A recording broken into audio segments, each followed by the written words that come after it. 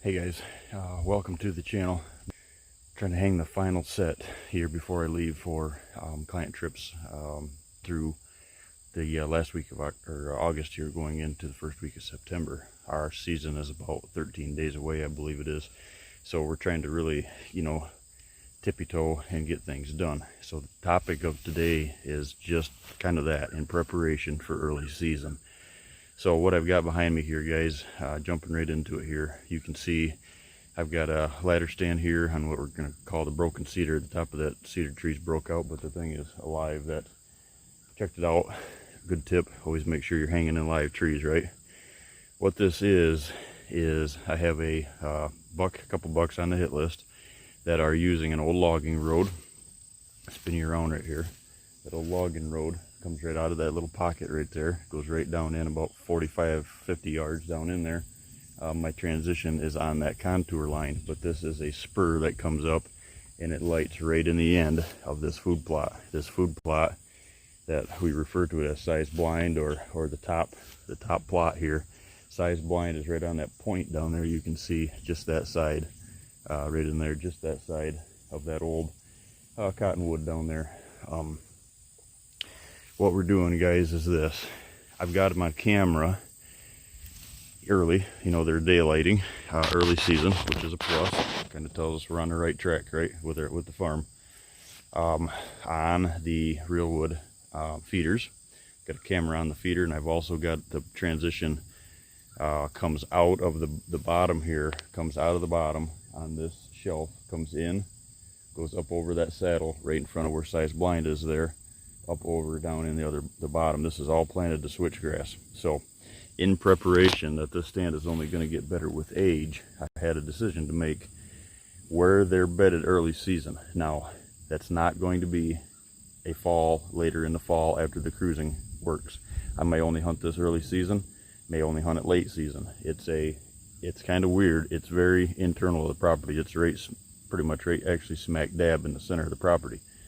But this kind of goes to show you every property is different. This center ridge here behind me, I've left vacant because of an approach that I have to get off each side of it on the way to this stand. Hunt to PM sits, or AM sits, I'm sorry. And then this stand at the end of it here is a PM sit. So the moral of that is it's internal, but there's a ridge that has no food, nothing planted, and I've got it planted actually to switch. So there's very, very little deer, anything moving through it, stagnant deer behind me. So it's a good spot to blow. I've got an end of a little water hole, or not water hole, pond actually. And it's really thick and nasty around it, not a lot of deer watering on it. It goes down quite a ways in the fall anyway. I'm blowing my scent out of the stand right back over the top of it in preparation of catching these deer coming out of this logging road. So what they're doing is they're bedding right down on the end of here and just off this shelf. And my stands on the back side of them are on the back side of them, so early season movement, I'm behind them, so I'll never catch that movement. I'll never be able to get between that movement from bed to feed early season. Now, would this maybe be a play if, October opener? Maybe, maybe not, depending on what the cameras are telling me. But with a September opener, it's a very strong play. Here's the whole moral of the story, guys, is this. Be cautious with your early season sits. I would not be hanging this. I danced around this on hunt stand. This is my own farm. I danced around this stand location. Every time I drive past it, it was like, that's where it's got to be. But can I get in and can I get out? Yes, I can get in. There's no food. I'm coming in the top where there's no deer. The other food plot is over the ridge on the other side, tucked up against the woods. I can slip on this side of the ridge, all switchgrass. You never know I'm there, right? But how do you get out? What is the plan to get out? I see a lot of folks doing is a spot like this that you got a lot of activity past, just going ahead and hanging the sit on the edge of the field early season. What happens is you start that chain of pressure, guys, because you're getting blown. Maybe you can get into it, but can you get out? The reason I did this is I've got that all planted to cedar. There's a little pocket right here between that pond and that switchgrass. I'm coming right in the back door. I'm only going to be exposed for about about 20 yards, if that. Perfect world, I would have hung a hang on right there, so I could have came in the backside. But as you know how woolly cedars are, if I had to take all them limbs off to hang a regular stand in there instead of a set of sticks and a hang on, I would have been bare. As you can see, that's all cedar behind me and the limbs. And I kind of gauged that last fall when I was watching that thing looked exactly like that at the end of the season. I mean, other than the red bud leaves falling down around it or something, but that is kind of the answer. Can you get out? So after I answered this, that question to myself, yes, I can get in, yes, I can get out. Now it's a play. What the next step is, as you can see, I'm not sitting over that corn feeder. That corn feeder is about 75 yards from here, about 100 yards, 75 yards from here. But the contour, guys, is king. It's a natural screen. They come out of that pocket, they're on the top. This is all screening along the side. 2 steps out of that stand, guys. 2 steps out of there, I get down. As soon as I get out of that, I won't even be able to see that corn feeder, to be honest with you. I'm going to be down the stand in that pocket and out the back door, and I guarantee you there could be deer standing on that feeder, and I can get out. Not every farm has these opportunities, and by all means, don't force the opportunity. Don't force something on these early season sits, because like I said, guys, if it's going to be a situation where you blow that early season, all it takes is that early season attempt. All it takes is one blown attempt early season, especially on like a caliber buck that we're on here, 4.5, and one of the 5.5-year-olds is using this, not as much as the 2 4.5-year-olds, but one wrong move, one slip, and you may chase that the entire season. The best thing to do if that happens early season is to pull the plug and give it a rest, so you're not just adding into what causes, like we said, the October lull. So I wanted to go over this set with you guys here because this is a perfect example of doing just that, really using your head early season. I love early season hunting. I had a lot of success guiding, putting clients on early season deer when I was in Illinois and Michigan, my Wisconsin clients, but I always had that fear in the back of my mind because I seen that go south. So keep that in mind. I'm off the end of the food plot. I'll show you here. Got an old walnut that's just kind of stranded out here in the center, but I'm going to walk up here and show you from the top, guys. If you look back down to where that stand is, good and pocketed, you can see I'm already raising up here, and so now you can tell, 2 steps out of that stand, right down the ladder in that pocket right there, and the deer here are, at stomach height, if you will, their head. I'm out the back door and gone. Now it's at the end of the plot. You can see right down the edge here, this is all crimped. This section, there's the road right here. This side of the 2-track is all crimped and planted to, it's actually got grains and greens in it from Grandpa Ray's, and that's some test plot we're doing here. And the other side of it is my sorghum all planted to rye, or my summer release. That's got the sorghum and the milo that you can see standing here. That's all planted to rye and not crimped. All puts focus on this 2-track right here, this logging road coming right down the hill, right into that bottom, right on the end of what we refer to on the farm here as Copperhead Road. Right here on the end of this logging road, and I tied this to an existing little tree that was there. I took one of the limbs that were out of the shooting lane, or around the stand there. Not much of shooting lanes that I had on the edge of the field, but I came down here and opened this scrape up, guys, and got this kind of a native licking branch. Now next year, what this is going to be, this is one of the spots that I just didn't get done. What this is going to be is this is actually going to be a shot plot right here on the end of this, kind of a rye, just a rye plot. And then I'm actually going to bring my corn, or possibly Egyptian wheat this next year.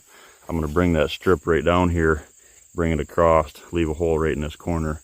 So when they go out into that food plot to cruise this into this food plot between the corn or the screening, not human screening, deer screening of a plot screen, there's going to be an opening right here where this 2-track is, and it's going to force them out.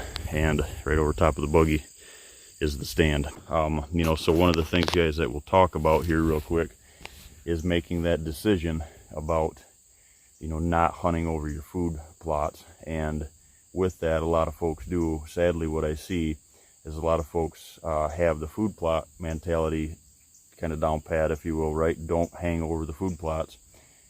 But then they take the corn feeders and put them inside the woods or somewhere else. So yes, I'm not on the field, but then they take the corn to the stand. So at that point, guys, you might just as well be sitting on the food plot, because that corn is what I call that stagnant food, right? That stagnant area where they are gonna lock up, other than like having a shot plot in here, like we have started now. The foxtail took off.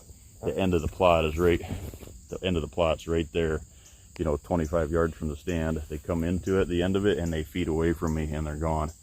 Very, very few deer are going to be stagnant right here on this corner, which allows me to get out of the stand, go around the corner here into that switchgrass along that ridge line, and out, out of Dodge untouched. So early season, just put that in the memory bank, guys, is this. Just because the cameras are showing on them big, beautiful food plots, there's nothing more beautiful than a big old buck on a food plot. Don't get me wrong. I understand that 110%. Let's see, one, I believe, three, I take that back. So you could technically say 3 of my corn feeders are on my food plots and have cameras, but they're on the feeder, right? So they're there for, when is that deer getting there? When is he leaving? Kind of an inventory. I don't use those as the same way that I use those cameras on my transitions or my point of impacts where I'm hunting. So, if I pulled the feeders, guys, I would not have cameras on my food plots. So, I'd have them exactly where I've got this set up now, on the entrance and the exits, because I know I can, if I have stand locations there, I can hunt them without getting busted. And yes, I know the deer are going to the food plots, other than, if you live afar, you just want to kind of watch your food plot to see if it was growing or not, or whatever. I don't hang them cameras on the food plot for that reason. Because when you see those bucks on there, it has to be a safe haven, guys. You have to treat those food plots as just as strong, if not stronger, as you treat your bedding areas. And if you do that, it's a huge hurdle. I understand that 110%. There's parts of the country where you can hunt over food plots, and you can get out of the stand, and you can blow deer, and you can get back in there and do it again. The majority of the country is not like that. Michigan's not like that. Wisconsin's not like that. New York is definitely not like that. There's a lot of places that aren't. Iowa is one that you could get away with it. Parts of Illinois, Kansas, you could get away with it. But why I don't, with my clients, I don't set those farms up any different than I would set a high pressure, farm up, or a farm in a high pressure state. I don't do that, because that's why. Once you see that, guys, once you see a situation like this, where that native movement out the end of a 2-track comes off the transition, early season set, you throw a little scrape in there, just a checkpoint for them. They slide past you. They're out into the food plot. You can get down out of the stand, and you can hunt that stand. You can hunt it 3-4 times a week if you're there on vacation or during your hunting, your rutcation or whatever, they call it, right? But if you're on the food plot and you're going to get busted getting off those plots, guys, it starts that pressure, and you will not catch it. So early season strategy here, very, very important. Coming up, we've got a Kentucky opener here that's creeping up on us. We've got many other states that are around that October 1st time period that are happening, Midwest, up north, down south. There's a lot of October openers as well. And I see it time and time again. You start that pressure, you get busted going in on those, sitting on top of those corn feeders, sitting on top of those food plots, and you start this chain that you can't get away from. So I am a huge, like I said, a huge early season fan, guys. Huge early season, because it's very predictable. You can get closer to the food. You don't have to go in the timber. You can be between the food, the bedding and food. Like this spot that I've got right here, it's the only spot that I can get between where they're bedding right now and where the food is. You advance that 30 days, and this stand is going to be useless, because all of the movement that most folks don't get to see, the rutting movement, the cruising buck movement, is over that ridge right there on that transition line in the timber, and I'm down in there with them. Accessing on the creek shelf, penetrating in further, getting up in there, getting my thermals to work with me, catching that, catching that movement of those bucks on that contour line, scent checking those scrapes. That's not an early season mentality for them. They're bedding close most of the time. When these last couple bucks here, Atlas and Lincoln is two of them that we refer to, Atlas, Lincoln, and I've got one we call MacGyver. Those bucks are all bedded with, just yards from does. That stuff's not going to happen. That velvet gets shed, that whole mentality switches, and this stand goes kaput, right? Something to keep an eye on, something to watch. If it's really secure and they're using your food plots, maybe you can get a couple more weeks out of a stand like this, guys, right? But if that stand was on that food plot over that feeder, it would be a blown deal. So even in Kentucky, don't try to pull off sitting over these food plots, guys. Look at the entrances and the exits, inside corners. Perfect example, this is an inside corner where we have to, only thing that stinks about this stand is I've got to hunt it on like a northeast wind early season. So do we get it? Do we not? Maybe not. A good evening, cooler evening, the first couple weeks of season, we're going to be in here, maybe we'll pull it off. So take this one to the bank, guys. Just remember, go the extra mile to have a 90-day season if you need it, and not blow it out within the first month of season. It'll totally change the way you hunt. It'll totally change the mentality that you see the deer reacting to your movements. It totally changes, the future of whether you're a bow or a gun hunter, especially bow hunters. Get off the food plots. It's all about keeping them secure, keeping them with that mentality. We can stretch those seasons out longer, guys, and we can utilize those days if we need it when the pre-rut and the rut comes in, and much more successful than morning hunts. We can pile in there and make that happen. Last topic we're going to touch on is this.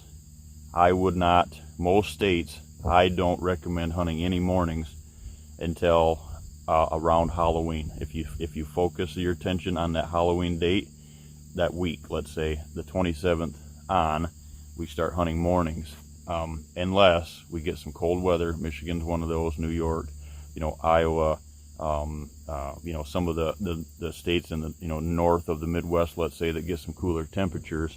You could potentially have an opportunity to slide in there maybe a week or two earlier. But if you pick away at them from the outside, utilize your PM hunts. Don't push the envelope with the morning hunts, guys.